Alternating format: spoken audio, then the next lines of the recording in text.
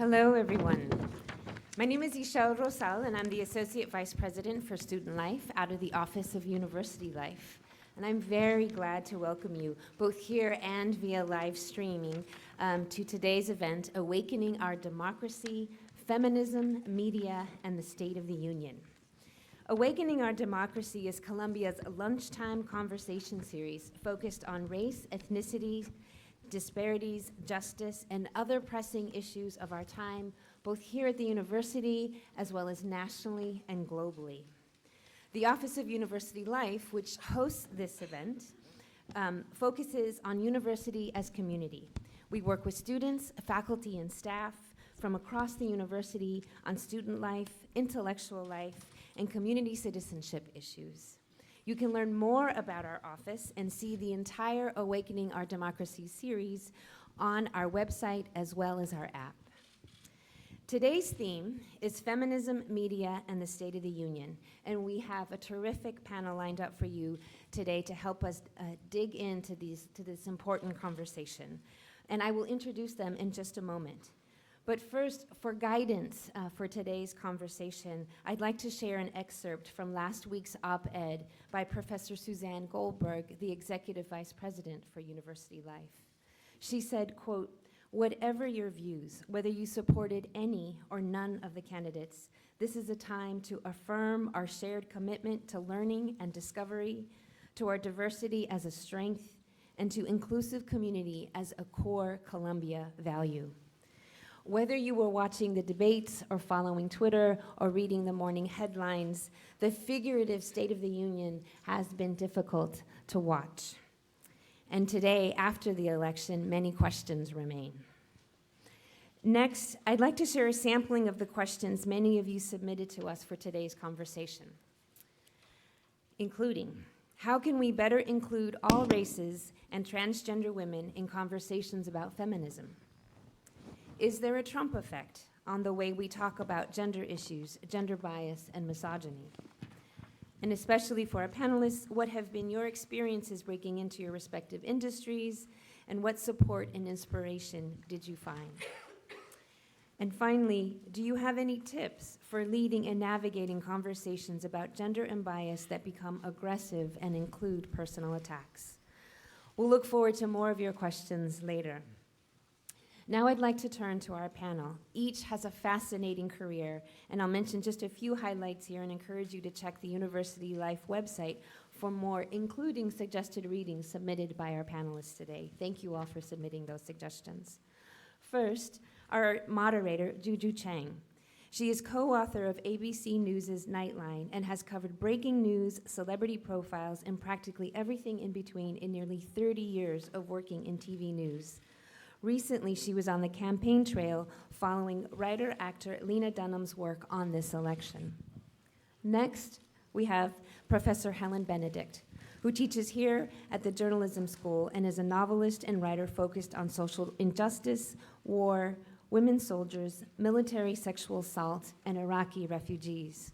Her work led to the class action suit against the Pentagon and inspired the documentary, The Invisible War, which some of you may have watched for our Sexual Respect Initiative here at Columbia.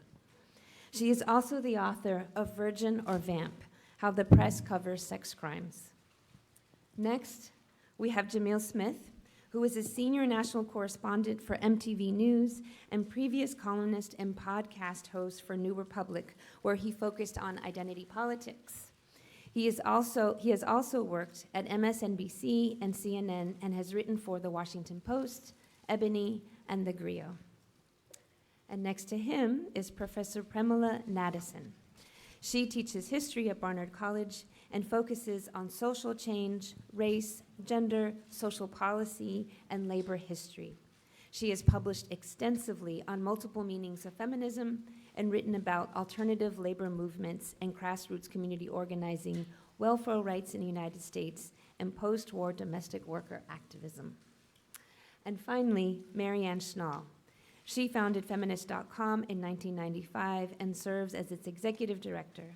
She also writes frequently for many outlets, including Time.com and Marie Claire.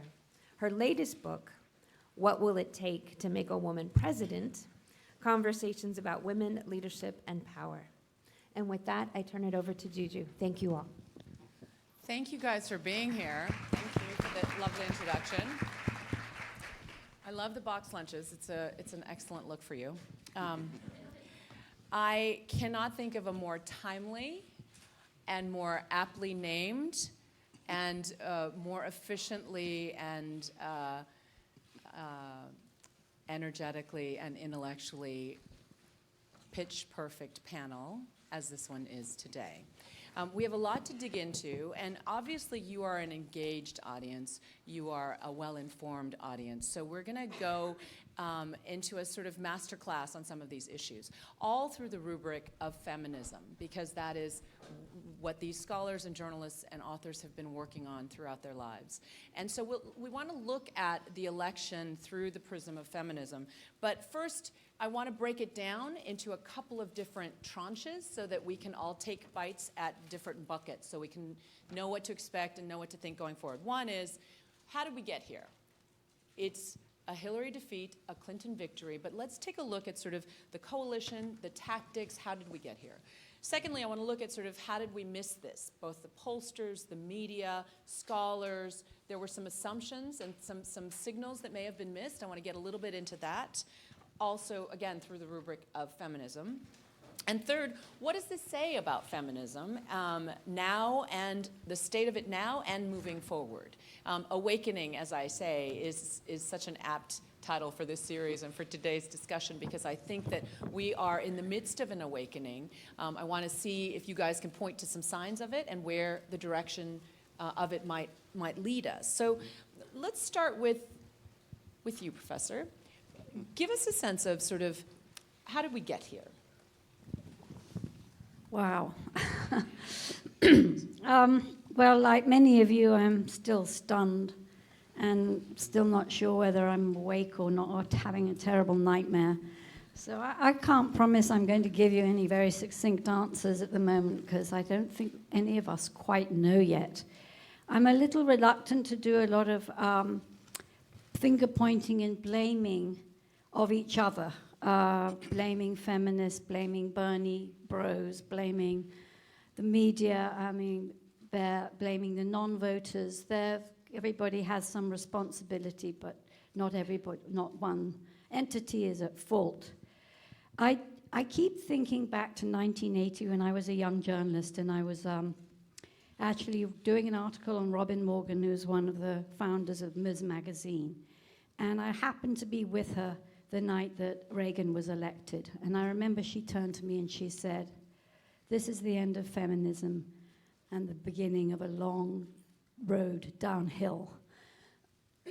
And the backlash has been steady against feminism ever since. And I do think that rather than blaming feminism for its own failures, and of course it hasn't been perfect, we have to remember there's been a long concerted push against feminism that's gone on and on and on, including characterizing it as elitist, as man-hating, as all-white, as extremist and fanatic, and nothing but man-hating lesbians.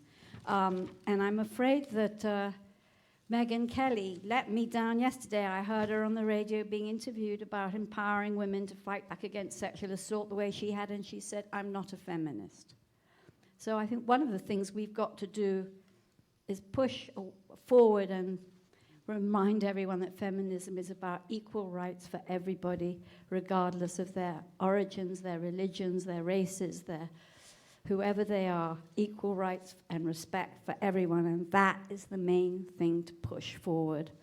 And that is and we lost sight of a lot of that in some of the discussion around this election. I'm curious if any of you see this as a defeat or referendum on feminism. 53% of white women in this country voted for Donald Trump, 53-43.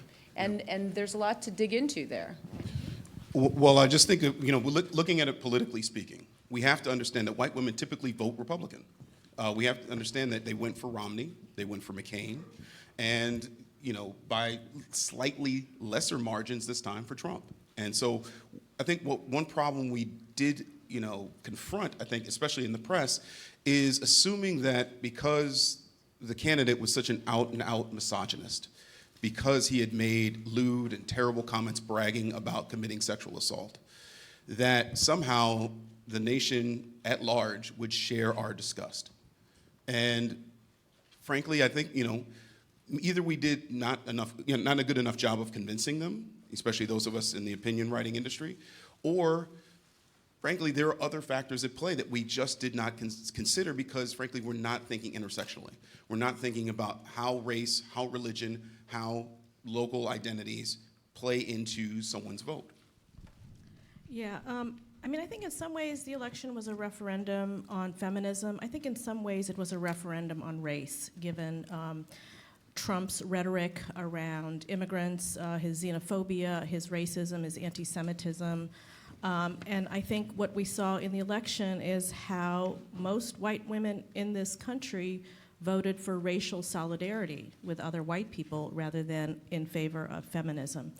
I will also say that I'm a historian of feminism, and I use the term feminisms because there is more than one feminism. There are multiple strands, multiple definitions of feminism, and I think we need to keep that in mind. Hillary Clinton represented a particular brand of feminism, what I call a kind of corporate feminism that was interested in representational politics and how do I break the glass ceiling?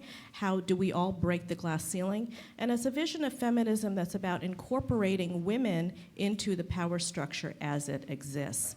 There are other forms of feminism that want to sort of explode the way we understand gender or think about ways in which we can provide for working class and poor women. But I think part of the reason we saw a failure of women to identify with Hillary in this election was because her brand of feminism didn't really resonate with a lot of women in this country. What are the other brands of feminism that you think might have been perhaps more effective in this cycle? Well, I think given that economic inequality is as great as it is greater than it's been in 100 years in this country, I think a certain kind of feminism that speaks to the question of economic injustice, about the ways, we hear in the media about populism and, the working class, which is often very male-defined as people understand it in their minds. Women are a huge part of the working class, and I think we have to look at women. In fact, 2/3 of low-wage workers are women workers, and so we have to begin to think about how do we speak to the very real issues that working class women are facing in terms of childcare, in terms of low wages, in terms of the cost of housing and things like that. Well, I was just going to say, first, let me also preface by saying that I'm still in shock and I'm still processing it all. And I speak only for myself in the sense of, I think we all have different lenses into all this, and I'm still learning. I'm learning even on this panel. But to me, this was a backlash against feminism in terms of against multiculturalism and all of the direction that the country was headed, and I think we did take it for granted.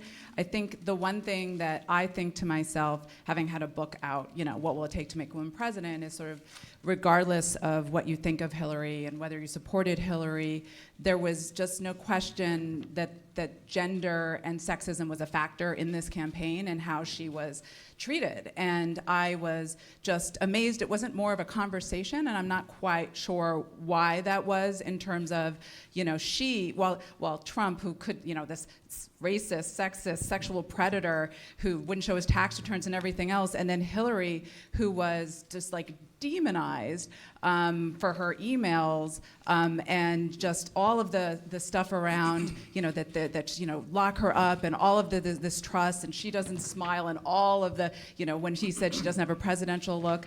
In the end of the campaign, where even Barack Obama was saying, challenging men to confront, do they have some kind of unconscious bias towards powerful, ambitious women? So I haven't unpacked it all yet, but I do think that gender did play a role in this outcome. But I also think somebody who has founded a website on feminism, this was the direction feminism needed to go anyway, and it's being forced to now be more intersectional and to form these coalitions. So hopefully this was the wake-up call that we do need so that it has to move in that direction. Both Premilla and Jamil, I want you to think for a moment with me, because while I do think that there were racial divisions in the way that you look at the electorate, there were very much class lines as well, working class folks, especially if you look at the Rust Belt and what we called Reagan Democrats, the swing voters who were the Rust Belt working class. They voted overwhelmingly for Donald Trump, but it wasn't just a race issue because many of those counties went for President Obama in 2008 and 2012. So speak to some of that sort of working class anger. Well, number one, I'm from that Rust Belt. I'm from Cleveland, Ohio, and I understand a lot of that tension, that angst, that hopelessness. I've seen it in my communities when I go home and I see the empty storefronts and I see the unemployed folks just trying to get by. But we have to ask ourselves, especially in the press, when we define this working class, how do we define that?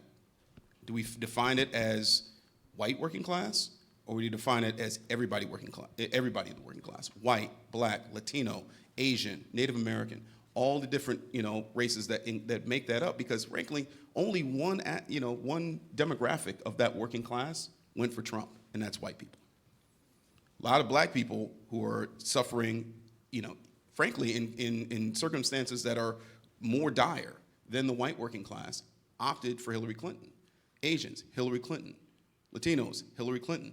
So we have to ask ourselves, what is it that is motivating those white working class, frankly, and I'll just say it, vote against their own interests? Because Donald Trump, if you look at what meager policy he actually did put forward, it's policy that is designed almost explicitly to hurt that same working class. And yet they excused that, they excused his misogyny, they excused his racism. In fact, they endorsed it because either it made them feel better, it made them feel more secure, more superior in a world that tells them that they're downtrodden and down on their luck, or perhaps they did it because they see the advances of people of color to be a threat to them. And I think that, if you look at Nicole Hannah-Jones's report in the New York Times, where she went back to her native Iowa, talking to Trump voters, and one woman mentioned that when President Obama mentioned that Trayvon Martin, had a son, would have looked just like him, that was seen by them as taking sides in this racial battle that we're engaged in. And so really, when you think about people's votes being decided upon that kind of flimsy logic, then it explains a lot.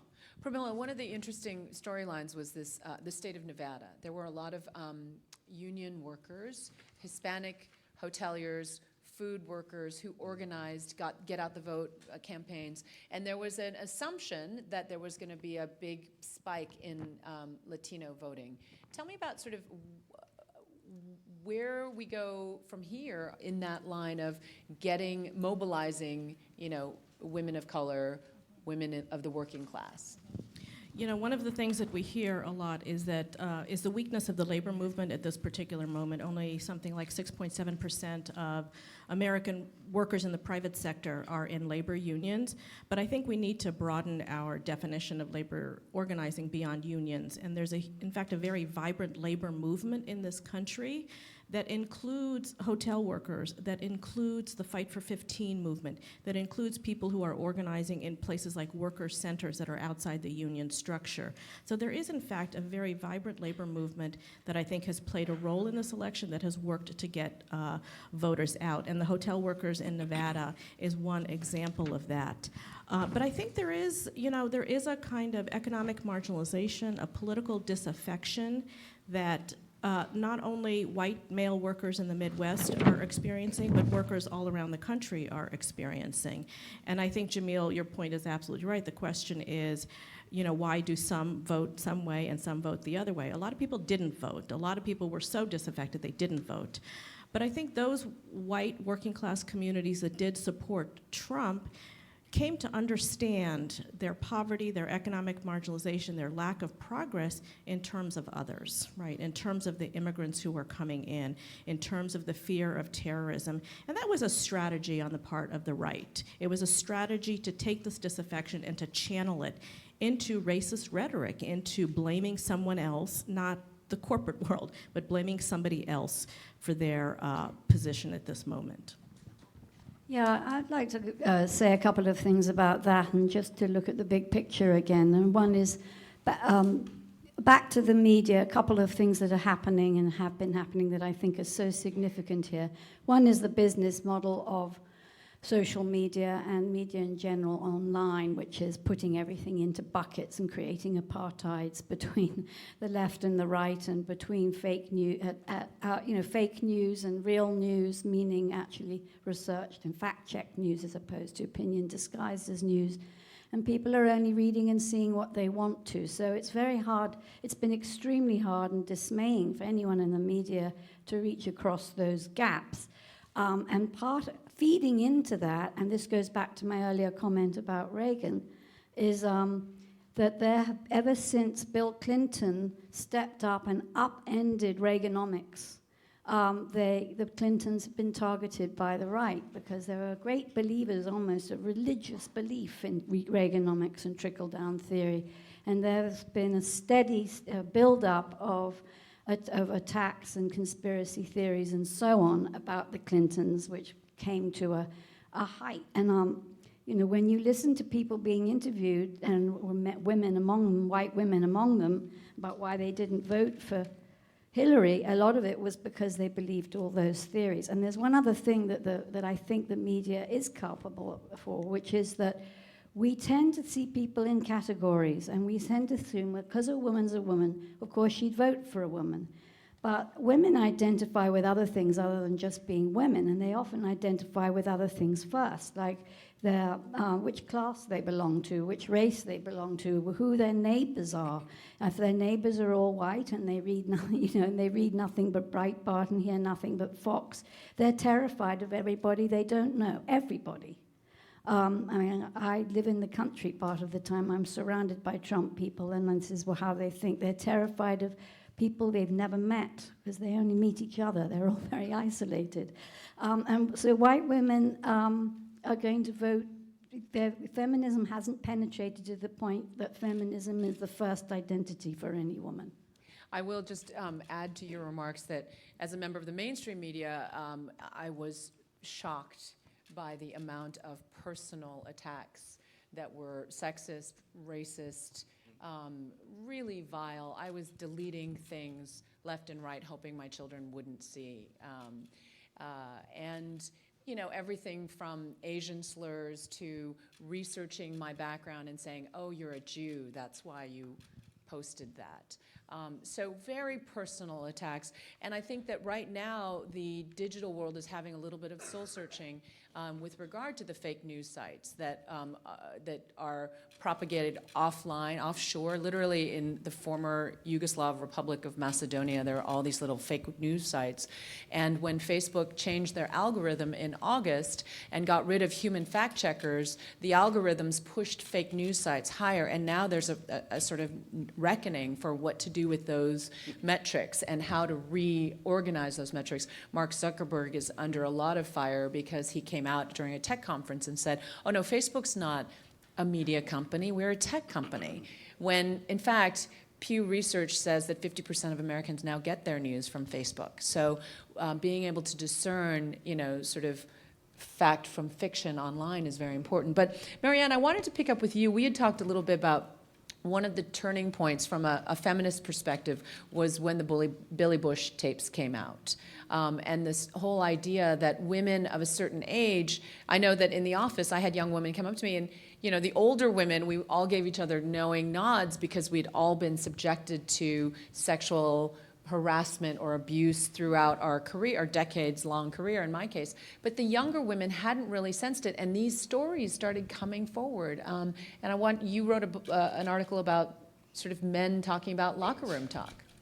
Yeah, I think that was so shocking for so many of us, and the reason why I decided to do that article is because when those comments came out, and he literally said in his apology that it's just locker room talk or whatever it was, and I just said to myself, having worked I've got this initiative, Men and Women as Allies, that Feminist.com has with Michael Kimmel and the Center for the Study of Men and Masculinities. I knew there were all these great groups that work to talk about this kind of toxic masculinization of men and that role in violence against women. So I had reached out to people like Tony Porter and Michael Kimmel and Don McPherson, all of these men that I knew would talk to this, because I didn't want two things: men and boys to think this was acceptable. This is just locker room talk. This is, something that is okay. And for women too, I think that was another point. I mean, we're talking about the ways in which feminism needs to change, and one of the things I think is so important is including men, not only as allies around feminist work for equality, but also looking at how the destructive gender stereotypes that negatively impact women negatively impact men and boys. And so for men and boys, I think if anything, this has to be, a sober looking at everything that's going on in society, and that being one of them. So I feel like part of it was, and now I'm concerned because, of course, the man who is the sexual predator who said all these things is president of the United States, and what that says, and of course this, traumatizing for women who have been victims of violence. And I think seeing all of the women who stepped up to share their experiences online, by the way, which is a positive thing in and of itself, because I think that's part of what we need to have happen. But also, I think we're gonna really need to have, like, Joe Biden was such a positive, he took on campus sexual assault, that was one of his causes. If our leadership is anything other than that, we're gonna have to be having these conversations like on a real honest grassroots level, men and women together. So I saw an item on the way over here on my Twitter feed from Elle magazine, and it was pointing out the leading contender for the cabinet position of Agriculture Secretary had made a tweet. Did you see this? Yes, he had used the C word to describe Hillary Clinton, and he tweeted it out. And within moments, I don't know how long, but within a short period of time, his office took it, deleted it. And then they said that someone had hacked his account.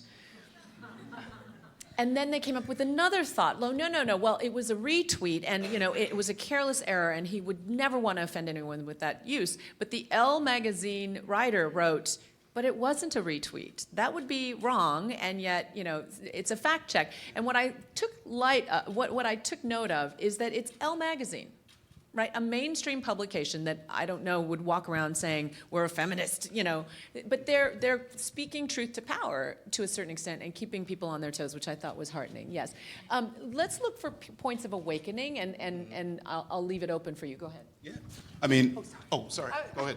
Premilla, go ahead.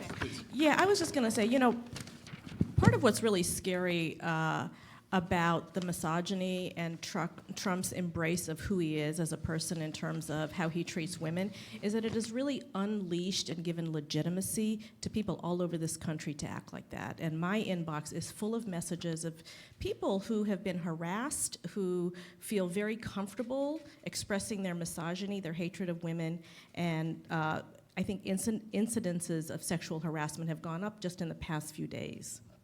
So what do we do with that? Other than call it out and point it out, where do we as a society go forward? Well, I think men in particular need to take the onus upon themselves to change our behavior. And I say our as in a collective. This is our problem to solve, largely. We are the perpetrators of this sexual harassment, of this sexual abuse, of this rape culture. And we need to recognize that and hold each other accountable for it. Number one, I think the thing we need to do is stop trying to negotiate the allyship. What is it? What should I do? What should I not do? Do the work. Get involved. Get involved with organizations. I was in college. I was a rape crisis counselor. These are things that involve hearing the stories directly, getting involved with solving the problem. And then when you can, leave room for women to have their voice heard. Make room for them to have their voice heard. I think we need to start there. Understand that Trump, by deeming that as locker room talk, also insults men.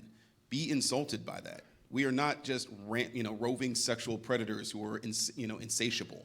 We need to recognize that is an insult to us too. Yes, actually, originally in the late 60s and early 70s, feminism did embrace men and made a very big political point about how important It was for men to be unchained from always having to be the breadwinner and never being able to express emotions and never being involved with their children and those other stereotypes that came up out of the 40s and 50s and before. That, has largely been forgotten, and feminists are often accused of excluding men. And indeed, there has been an anger that I hear a lot among young women who do, and I hear a lot of anti-man speak, just as I hear a lot of this of sexist misogynist speak. I, for one, was not shocked at the language that Trump used. I was only shocked that a presidential candidate would talk like that, but I hear that kind of talk all around me all the time, which brings me to another point we haven't spoken about, which is the internalization of hatred. And we know by looking at the history of race in America and the history of Jews that internalizing hatred and prejudice is a real problem among those who are oppressed.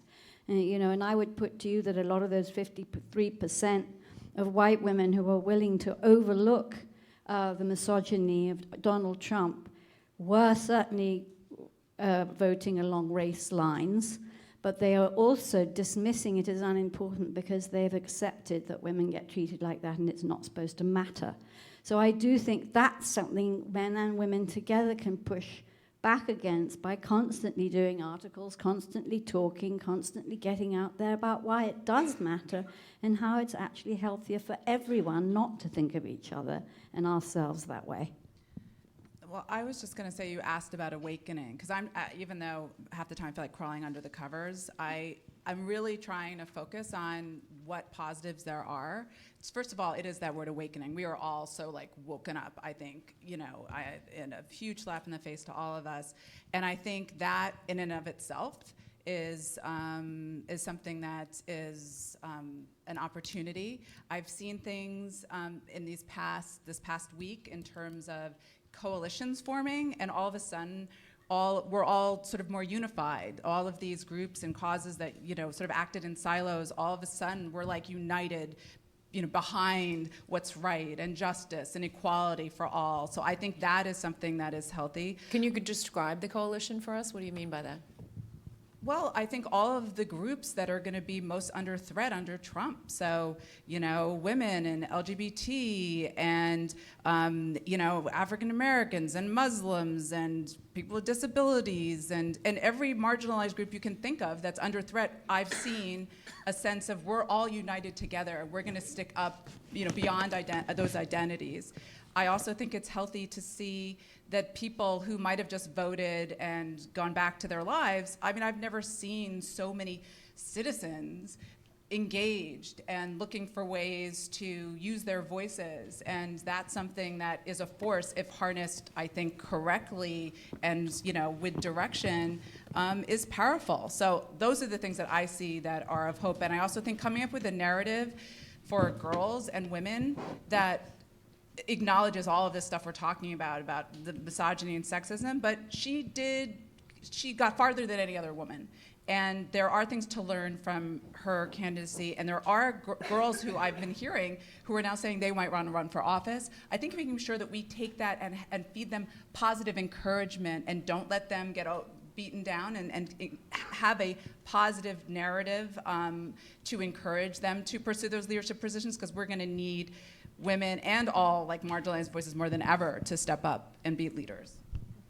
Yeah, I think a Trump presidency is very dangerous. It's very dangerous for a lot of people in this country, especially marginalized communities and the LGBTQ community, the Muslims, immigrants, the poor. I think we have to think about our political participation as not beginning and ending with the ballot. And that we have to speak out, we have to march in the streets, we have to do whatever we need to do. I think there's a walkout at Columbia University today at 3 o'clock. Just saying. But I think it's really, really important. This, for me, is not a time for us to be civil and polite and to compromise and to accept what he says. I think there is too much at stake for the most vulnerable among us, and I think it's a time for us to speak out. Yeah, could I add to that? I was just going to say, thank you for that. I think it's time to get specific now. Yes. Because it's very easy to sit here and say we must do general things. There are many organizations that are already banding together to push back, and for whom you can volunteer. ACLU, the NAACP, Legal Defense Fund, tutoring immigrant children, providing homes for Muslims, providing escort services for women looking for coming into New York for abortions. There are many of them. A lot of them are popping up on my Facebook feed, and it's also important to keep pushing your senators and congresspeople, not just the Democrats, but the moderate Republicans. Keep calling them. Calling is more important than emailing. They get the calls. They don't really get the emails. Just call. You could all, every day, every morning, just make yourself call 3 people and say, you've got to push back against for the environment, or you've got to push back against disenfranchising African Americans, or whatever your issue is. I think we need to encourage the moderate Republicans in both houses to coalesce and with the Democrats and push back against the worst of Trump. So there are many concrete things you could be doing, and it will make you feel better. And I'm sure a lot of you have already thought of them, and we've got to reach across every gap between us and stop blaming us, all of each other too, and we'll just unite in this because we got to fight. I just want to bring up a point, which is I'm a journalist, so I'm not an activist, and I'm not encouraging you to do anything untoward. But I will say I was moderating a panel at Room to Grow, which provides education and resources to pre-K children at risk. And the panelists all agreed that in this world now where, the Senate and the House is held by a Republican, the White House is held by a Republican, that legislative initiatives will have a harder slog, obviously, unless they have the imperature of what Room to Grow was suggesting, which is a metrics-based, independent, proven initiative that can then be brought to Washington for funding that sort of flies under the partisan sniping. And the way they were sort of constructing these coalitions sort of under the fray was a very sort of, I thought, strategically interesting. And also, as I was scrolling through Elle magazine, as you were too apparently, there was a movement to donate. Again, I'm not advocating this, but I just am pointing it out, that there was a movement to donate to Planned Parenthood in Mike Pence's name.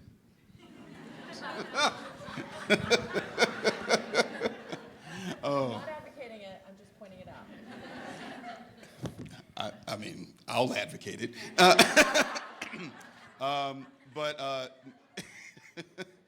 But one thing I want to speak to is also, like, it is time to get specific about, what work you need to do. And that doesn't necessarily just mean volunteering or donating to these organizations. It means having conversations starting next week at the dinner table with a lot of people of you have family members who voted for Trump, who hold these beliefs.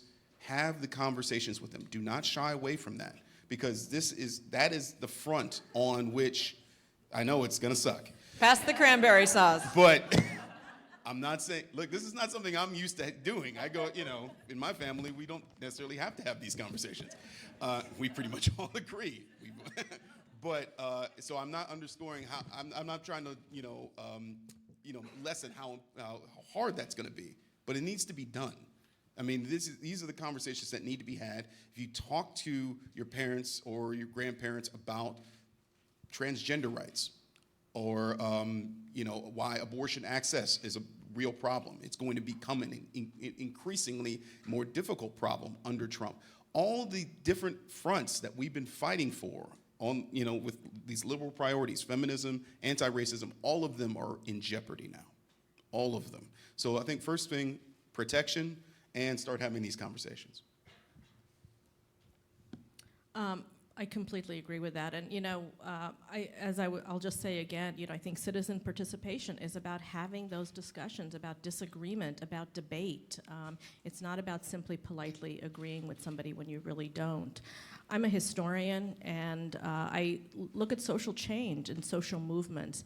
And at every moment in history that we think of as a turning point, changes were not made because somebody was elected to office. Okay, when we look at the Civil War and slave emancipation, slaves were not freed in this country because Abraham Lincoln signed the Emancipation Proclamation. They were freed because of an abolitionist movement that was 2 decades long. They were freed because slaves themselves, as a number of historians have argued, used the disruptions of Civil War to free themselves. The civil rights movement victories were not because of Lyndon Johnson or because of Martin Luther King. It was because thousands, tens of thousands of people marched in the streets and dozens of people gave their lives. The politicians who were in office were not on the left, so to speak, true of Franklin Roosevelt as well, but it's because people pushed them in a particular direction and they made their voice heard. So I think this is a moment when we can collectively speak out and we can collectively push our politicians in the right direction. Yeah, no, I agree with everything everybody said, including what Jamil said, which I think is really going to be important and hard to try to understand, I think for right now, if there's anything, it is about trying to have, trying to understand where people are coming from, really having those honest conversations, because I still don't really understand. So I think that we're going to need to have those conversations, and also I think in the lens of protest, because everybody is still very emotional and angry right now, and that is so natural, but also trying to find ways to find out not just what we're protesting against, but what do we stand for? What's the positive vision that we have? And also, in all of the different ways that we're gonna activate and mobilize, also just like self-care, first of all, because this is really a stressful time, but also just small acts of kindness, or even the little things. If someone says something racist or sexist, say something. So I think we're all just gonna have to find our own way. There's not gonna be one way that, that everybody can do, but I think more than ever, we should just take this as an opportunity to sort of, wake up and hold a positive vision for the world that we do wanna have. I want to address the journalists in the room, which I assume there are quite a few. But I think actually they're more than journalists in training already, at least my students are, which is how to infuse your reporting with feminism at the moment, and also where to go as reporters. I know that not everybody likes to hear this, but I kind of see you on the front lines here. I think journalism has never been more important. So I would really encourage you not to continue to cover those marginalized people and how they're being made to suffer and what exactly they're going through under the new policies that might come through, but also to go to the people who voted for Trump and all over the country and keep asking them, what did you want from this election? What did you expect to get? What did you need? Are you getting it? And to keep asking that question through the next 4 years, because there are going to be a lot of disappointed people out there. And I've seen people change their minds against Trump when they didn't, against Bush, when they didn't get what they thought they'd get. So we need to keep our finger on that pulse and always through it thinking about how it impacts women, how it impacts the disenfranchised groups we've listed several times already, and how you can incorporate everyone into the conversation, so you don't just interview, an African American about being African American or a queer person about being queer. You also interview them for their expertise and their authority, and the same with women, to make all your reporting multicultural, and that's part of feminism too. Premilla, I want to spend a little bit of time expanding on sort of the different levers of feminism that could be pulled going forward, right? You talked about this sort of corporate feminism of breaking the glass ceiling. Then we touched a little bit about reproductive rights, but they're often marginalized as women's issues. How do we push feminism forward, those issues that are dear to women, but also to society? Because we know that, mainstreaming feminism, is clearly the direction that you want to head. Well, when I look at the labor movement today, as I mentioned, I think there are a lot of women who are at the forefront of campaigns like the Fight for 15 movement, who are at the forefront of expanding. Expand on the Fight for 15 a little bit. So the Fight for 15 movement includes low-wage workers from different industries, from the fast food industry, from the home health care industry, taxi workers, I mean, a whole range of workers from different sectors who have come together to fight for a $15 an hour minimum wage. And it's for the basic reason that it's very difficult to earn a living wage with less than $15. If you think about the cost of housing in a place like New York City, the cost of childcare, the cost of transportation, it's just it's impossible for anyone to earn less than $15 an hour, and it's even hard at $15 an hour to survive and to support a family. And so I think one of the key questions we have to ask is, if somebody is in fact working full time, why is it that they are not earning enough to support themselves and their families? And that's a question that I think feminism has to confront, right? If we, and we're talking about a lot of women who are taking care of their families. We could also talk about welfare assistance, and people don't like to talk about welfare. You know, there was a lot of discussion in the campaign about the working class, about the middle class, no discussion about the poor. But in fact, there are people who cannot work. There are people who need to stay home and take care of their children. There are people who have checkered work histories. And I think we have to begin to talk about some kind of safety net for the poorest of the poor. We have an exploding homeless population in this country. We have many, many people on food stamps, but we don't really have any kind of real safety net, in part because of the Clintons, because welfare was dismantled under Bill Clinton in 1996, and Hillary Clinton, I'm sad to say, despite her claims to be a feminist, was a champion of welfare reform, and even as late as being, you know, when she was a senator, called for more punitive welfare policies. But I really do think, I mean, we don't need to institute the old system, but we have to begin to think about how we can provide economic support for the most neediest.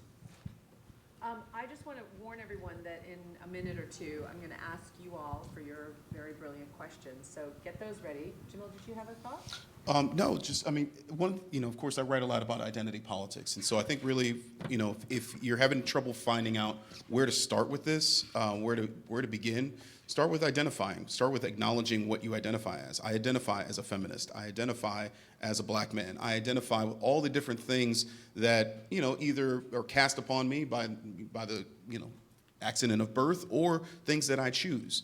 And so I think that, you know, if you want to look for a point to start there and just diversify your media diet. Really, you know, you are what you take in, and not just with food, but also with media. Think about what you're bringing in on a daily basis into, you know, your line of thinking. My last question before we open up to the audience is one of sexual politics. I mean, what was interesting in the, you know, body shaming, the casual misogyny, the references to sexual abuse, that there was a real awakening, if you will. There was a female writer who wrote about her own sexual assault, and it went viral, and millions of women started sharing their stories. And it became, at least in my office, something that everyone talked about, and everyone shared stories. And that, to me, was a little bit of an awakening. Tell me about if you felt that as well, or if you saw that as a result of this election cycle. Well, it's always been there. I mean, I remember the rape speak-outs. It was before my time, but I remember reading about them in the 60s, which is when women first started talking in public about sexual assault, and then Take Back the Night was started. It was the first kind of, we are not going to be ashamed and silent. And I know through my own research, you know, that 1 in 6 women, if not more, is sexually assaulted in her lifetime. So this is something that is so common among us. And I think this was less an awakening than a license, a kind of pulling together a camaraderie and opening up of a chance on social media to pour this stuff out. I mean, the amount of, you know, domestic violence is the leading cause of injury to women in this country. The amount of violence that we have to put up with, verbally and physically, in our lives is so unacceptable, there's hardly a word for it. We should be so angry about it all the time. And so should men, and a lot of us are. So I think it was great that there was this window of a moment when it was all out there, and it probably did wake some people up who didn't know about it. But I think mostly it was just an explosion of what we already knew. I was just going to say, I mean, I'm glad some of these things in some ways are coming to light. I mean, last week I went to cover the premiere of Eve Ensler's film City of Joy, and just hearing what happens to the women and girls, you know, in the Congo who are just atrocities and rapes, you know, as weapons of war. I mean, this is something that's happening on a global scale, this kind of mass violence against women, objectification of women, and it's something I hope that we will take the opportunity to really reflect on, because it's tied into even the media, the sexualization of girls and women and in the media, and the fixation on, you know, women's looks and bodies. So it's a symptom of a sickness, you know, that we have to look at, and again, in that sober way of why is that happening? I think just like we're talking about not demonizing others, I think we have to look at why men are perpetuating these crimes. What is it about the culture? And so I think it is an opportunity for a really important conversation, and it is tied into the way that, you know, women are not really valued as human beings in a lot of ways. Right, when you have a presidential candidate who admits that he walked in on teenage girls that were partially naked, and obviously we know what was said in the Billy Bush tapes. Question in the back. Oh, in the front. Do you want to go to the microphone? Yeah. Do you mind going to the microphone? That'd be great. Just identify yourself, if you don't mind. Tell us what part of Columbia life you're from. And then feel free to, we're going to ask 3 questions, and then we're going to do a scattershot answer. Go ahead. Okay, it's not necessarily a question. It's first, thank you very much, and thank you for everybody coming out here. It's more of a comment. As far as one of the concerns I have is when we start to talk about Hillary versus Trump, and I think one of the things we should change is just those one individuals. We should change the pronouns. We should change the nouns. So it's not them, it's we. We let that happen. They represent the zenith of what has occurred so far, where the country is heading. So I think, as what you had mentioned earlier, it wasn't just necessarily Abraham Lincoln that changed a part of history. It was the movement, it was the mobilization, and I think that's what we should be doing. So instead of just saying it's Trump, it's Hillary, it's actually us. We let this happen, now we have to change it. And even when we talk about Hillary's emails, we let her get away with that. Trump walked in on the women. We let them get away with that. So now we just have to really bond together, band together, and make a movement together. And so what I'm trying to do right now is align myself with leaders. So if anybody really wants to reach out to me or really wants to get together, I want to meet you. So it's mn2427 at Columbia. So please reach out to me, email me. But basically, thank you again. And one more thing is, when I was coming over here, someone said, well, what do you want to change? Because I've been going to the rallies, I've been going to the marches. I'm just a little dot in a crowd. I don't want to change. I want to protect, I want to preserve, I want to keep this country where we are as far as the democracy and the integrity and the morals, and move forward with that. So that's what I have to say. Okay, we have 2 more questions. Yep. Yeah, go ahead.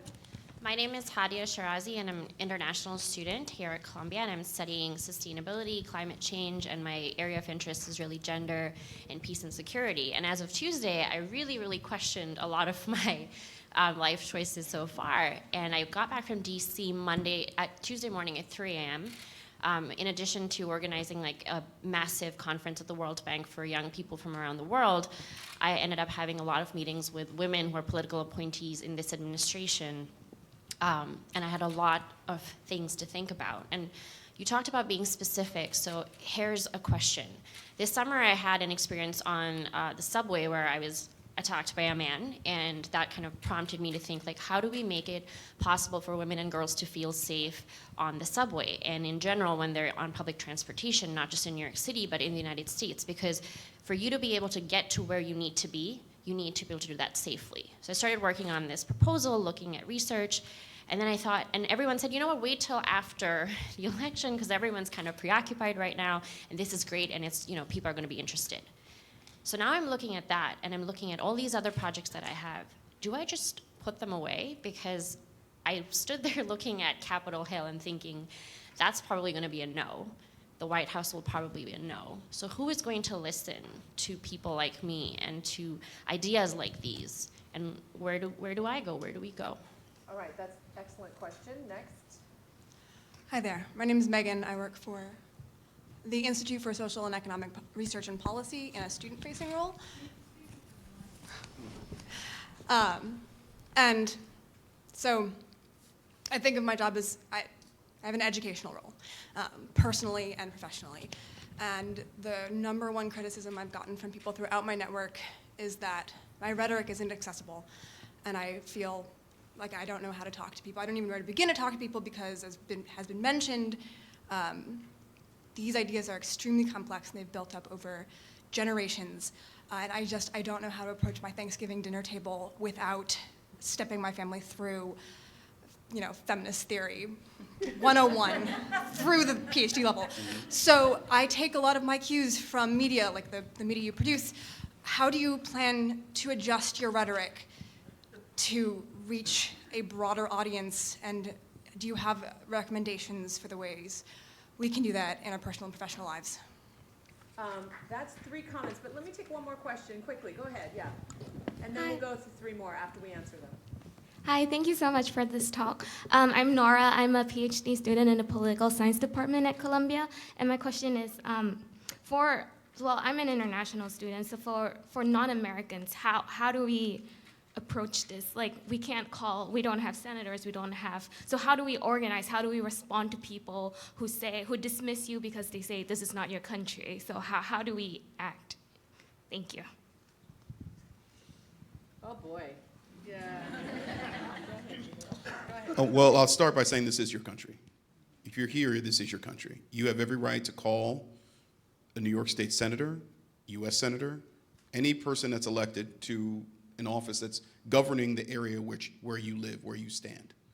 Okay? So if you're from here, if you're not, I'd hate to think that just because I'm not from New York, I wouldn't be able to call somebody about concerns that deal with New York. Number 2 is, I think one thing we really need to guard against is false equivalence. We need to, there's a lot of like Hillary's emails, Donald Trump's misogyny. You know what I mean? Like, it's just not the same thing. Hillary saying super predators, Donald Trump calling for the death of the Central Park Five and continuing to say that they are guilty and endorsing policy that makes that mainstream. This is how this stuff becomes normal. When you compare things that are utterly extreme to things that, yes, are problems, but are not anywhere close. It ain't even the same ballpark, okay? When you start doing that, that is how this stuff becomes normalized. We see Steve Bannon, who has been appointed as White House chief strategist, the head of Breitbart, basically a hub for white nationalism on the web, and alleged anti-Semite, and everybody's just like, oh, he's got controversial opinions. He's made some racialized remarks. No. Call it out. It doesn't matter if you're offending people when you call it out. Speak the truth, because who else is going to do it? Yeah, let's not forget that 26% of the whole country voted for Trump. That's only a smidgen over a quarter. The rest either didn't vote or didn't vote for him. So didn't vote at all or didn't vote for him. So I don't think we need to feel like there's nobody going to listen to us at all. There are many groups pulling together who are already declaring that they're going to continue to do their work regardless of what happens on Capitol Hill. So for the question about who do I talk to when I want to be safe on the subway, there are lots of other ways and other organizations that could be behind you there, if you do some research. As for how to talk to your family, I would take a note from storytellers. So you don't begin with theory, you just begin with, how would you feel if you went to the supermarket and they wouldn't serve you because they didn't like your hat, or they called you horrible names because they didn't like your rings or whatever, and try and put people in other people's shoes through something that they know about themselves. You tell stories. Theory is a hard way to reach people, so I hope that helps. But I think it's not like all all organizations that care about protecting people have to be okayed by Capitol Hill? I would just say I think we can think about how we can make small changes. And in the face of Donald Trump, it doesn't seem like small changes would matter, but I think they do matter. And I think if you look, I study social movements, as I've told you. I think when you look at those periods in between, the 1930s and the Civil Rights Movement, there were lots of people who were organizing on a small scale, making very small changes that led up to a big, massive movement. So I think small changes, here at Columbia, I know there are people who are advocating creating a sanctuary for undocumented students here at Columbia. That's a small movement that we can, have some influence on here at Columbia. And I think that it's really, really important to stay true to your values and your beliefs, whatever those are, and to not give in to the face of people who are very difficult to talk to. There might be some people not worth talking to, quite honestly, maybe even some family members. And I would say don't stress yourself out and don't waste your energy if you're not going to get anywhere with them. But I think having the conversations and I think creating whatever small changes we can where we are is very, very important. Well, I guess I would just say it's only been a little over a week, and I think it's okay that we don't really quite know what we need to do yet. I think we have to give ourselves time to process it, and I know I'm still processing, I'm still healing, I'm still in shock, I'm still in mourning.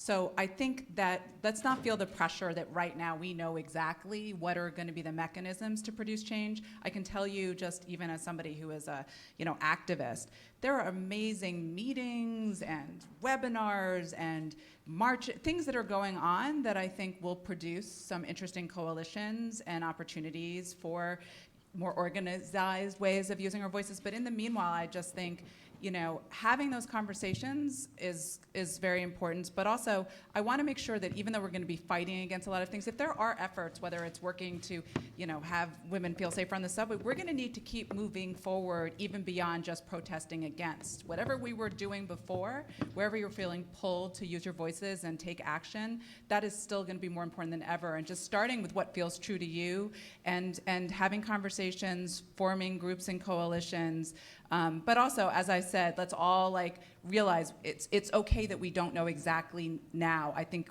let's give ourselves a little self-love. It will definitely have to unfold. We're going to ask a second round of questions, but just to throw some thoughts in there for you. For the woman who wants to do the protecting on the subway, that is the perfect example of something that you could take the metrics, you could take the research, you could get funding, whether it's nonprofits or, city or whatever it is, and try to go viral with it and try to make it a social movement, right? Yeah. And I think it's a very small but targeted way of doing precisely that. The other thing I would say to the woman whose Thanksgiving dinner is filled with anxiety, a couple of things. One, Peter Thiel, the billionaire software guy who's gay and who is a big Trump supporter, said something very, I thought, intelligent after the results came in. And he said, the media took Trump literally, but not seriously. And yet the voters took Trump seriously, but not literally.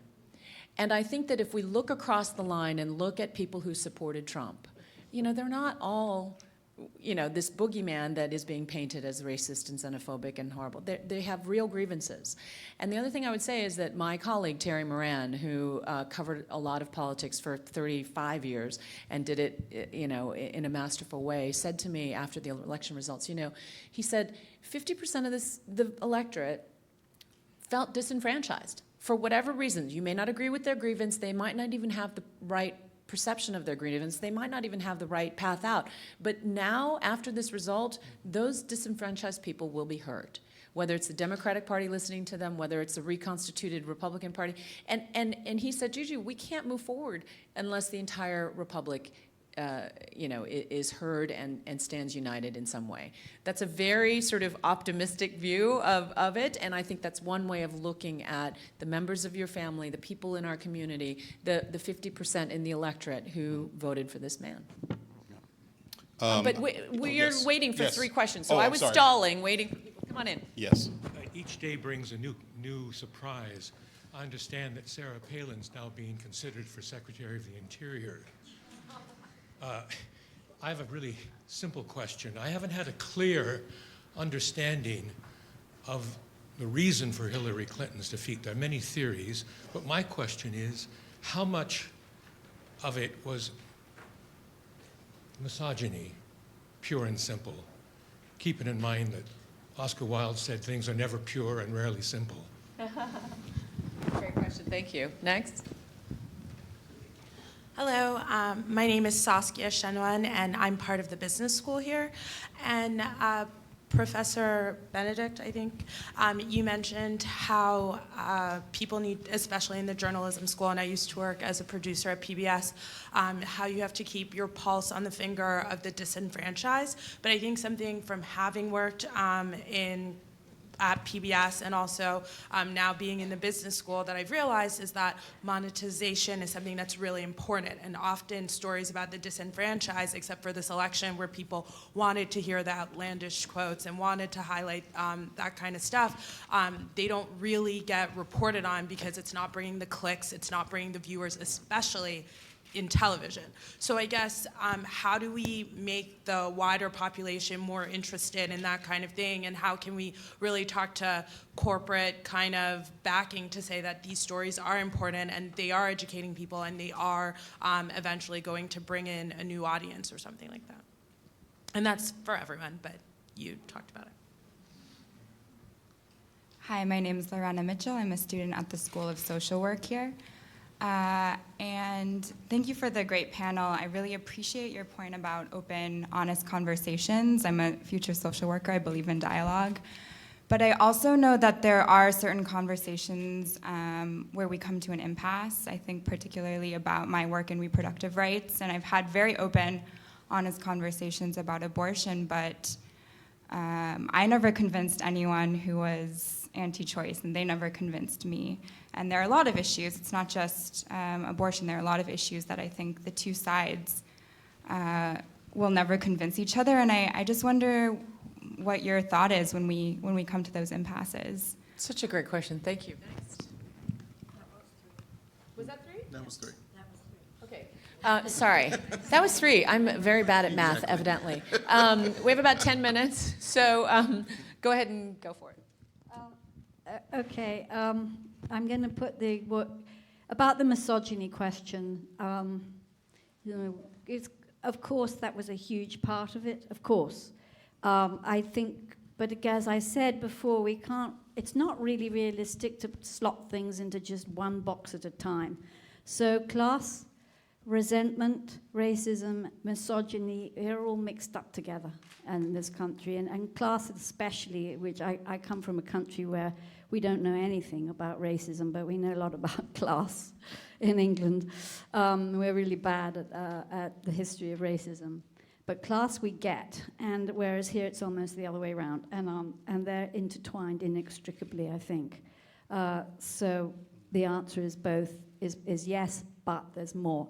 The question about PBS, this is a perennial problem for journalism always. You know, how do you get the corporations who are the owners of the media who just want to make money to let you do stories about people who are not popular to read about, i.e. the poor and disenfranchised and so on?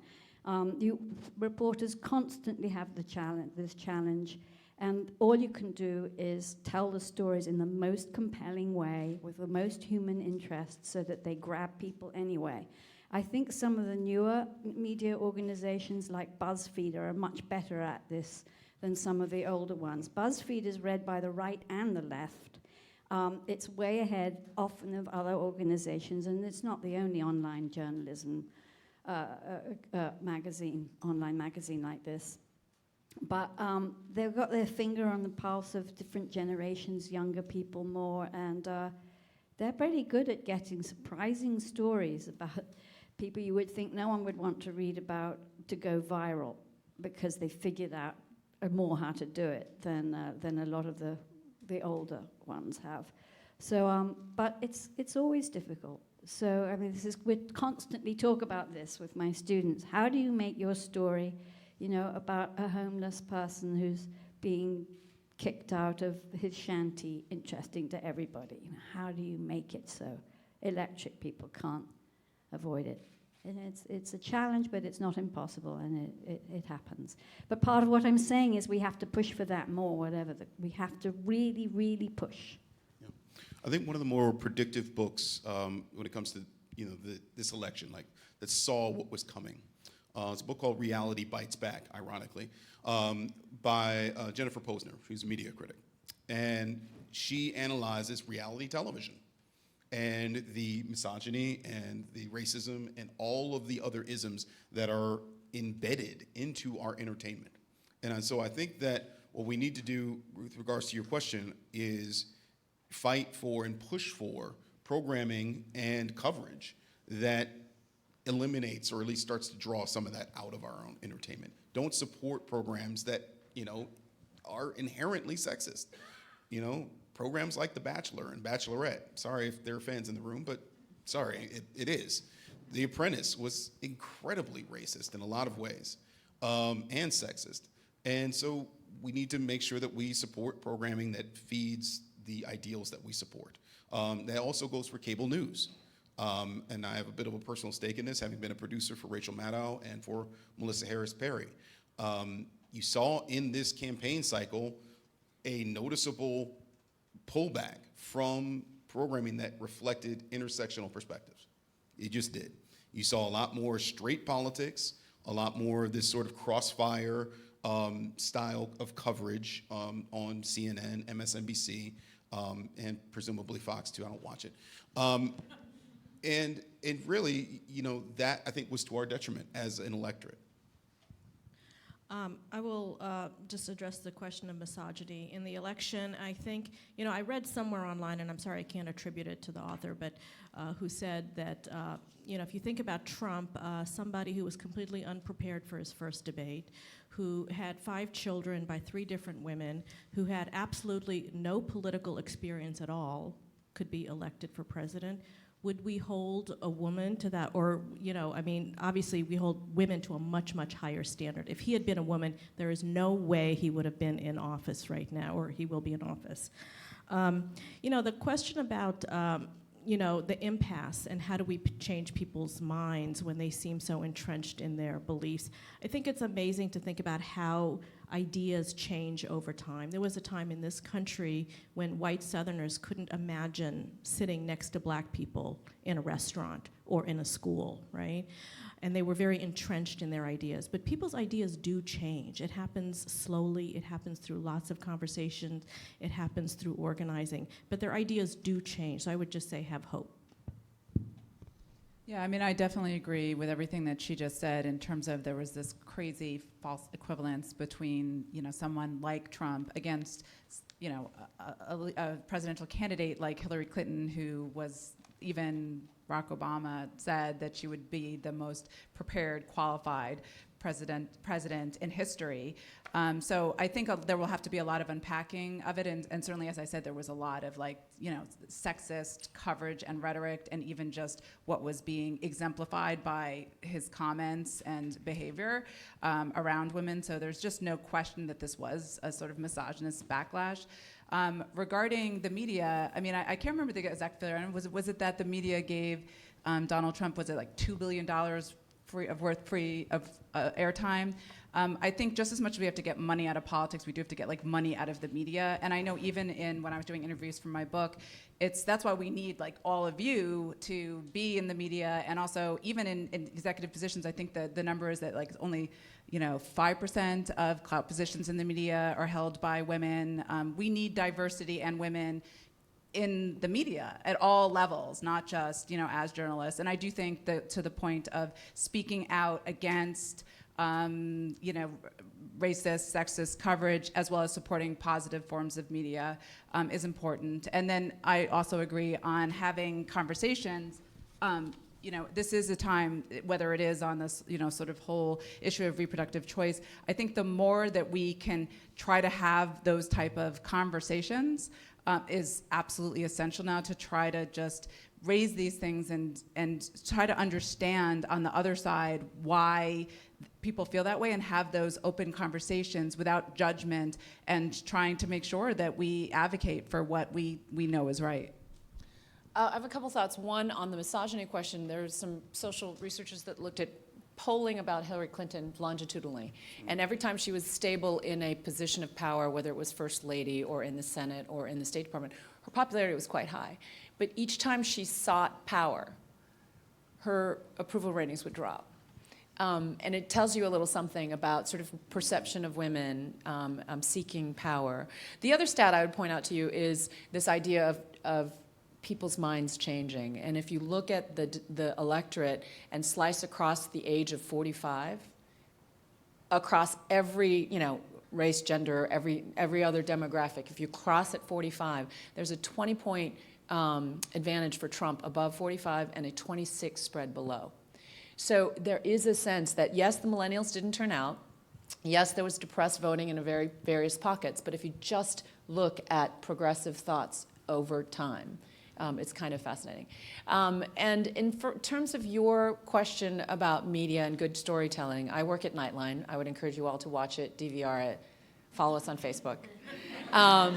But in the last calendar year, I've been to Chad, Cameroon, and Nigeria following Boko Haram. I just got back from Honduras doing a story, the hook of which is it's the most dangerous place in the world to be a woman, because we examine sexual violence, domestic violence, and drug warfare. And you'll remember a couple years back all the migration of unaccompanied minors fleeing the violence there. So each time we do that, and I just, to toot my own horn, won some awards for a piece I did about mass incarceration and children visiting their mothers behind bars and fathers behind bars. And each time we are allowed to do these stories and they are seen as successful, not because I've pitched a story about disenfranchised folks, but because I've pitched a story about a human being that we can all relate to, and that there is some visceral understanding that these women that I'm following in Honduras are women just like us, or this child visiting their parent behind bars is a child just like any child we know. And so finding that universality, finding that connection that your audience might be able to have with somebody who's disenfranchised is, I would think, the key to unlocking a lot of these stories. But it's hard. It's a very hostile environment out there, for sure, against journalists.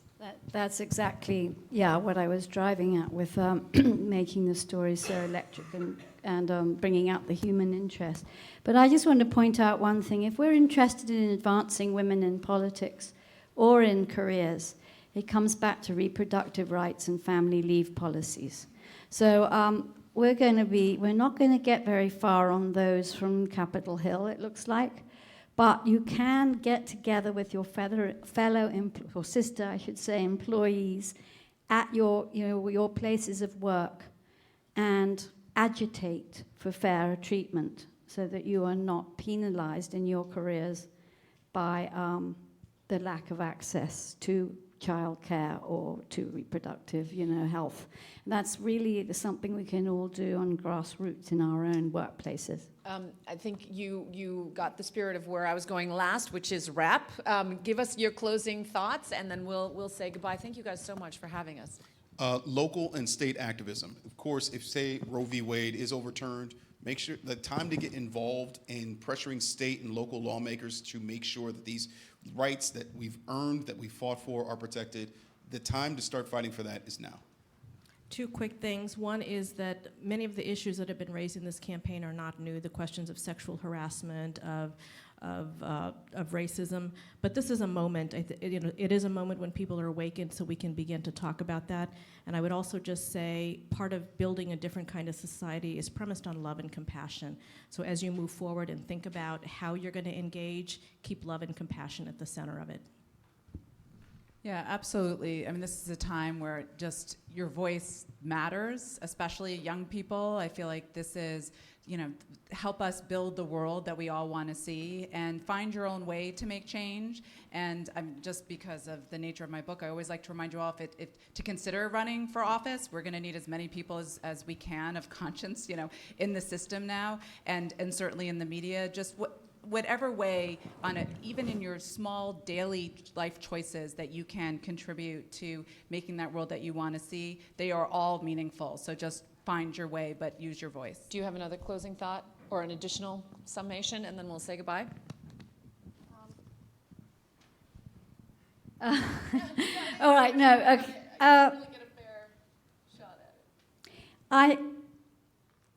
I've been watching Good Girls Revolt, and my daughter made me watch it. And, you know, it's a real reminder of what a lot of women have had to go through for fairness in the workplace. In terms of coming to politics, I read an article recently that one of the reasons we don't have more women in politics is because they never even try in the first place, because there isn't enough encouragement. I think, you know, one of the things that works against women is that we've been taught so much to be polite and so much not to ruffle feathers. And I think this is the point where we just have to start. We break down the barriers and we ask each other, what do you earn? How much maternity leave are you getting? How long have you waited for a promotion? What did they ask you when they hired you? And this is across all ethnic groups. This is for everybody. And then you talk to each other and you mass together, and maybe you'll have to do it legally or maybe not. Very often it just takes a culture going to the boss and saying, you know, we've just discovered that we're all earning $10,000 a year less than our male counterparts. So I do think that kind of thing can start right away. And the last thing I'll say is social media is a platform. So I would encourage you to engage to the extent that you're a future journalist, to the extent that you're concerned citizens. It's a good way of getting information. It's a good way of sharing information. And, you know, we'll just get rid of all the fake news out there. Thank you so much. And I'm at Juju Chang ABC if you're interested.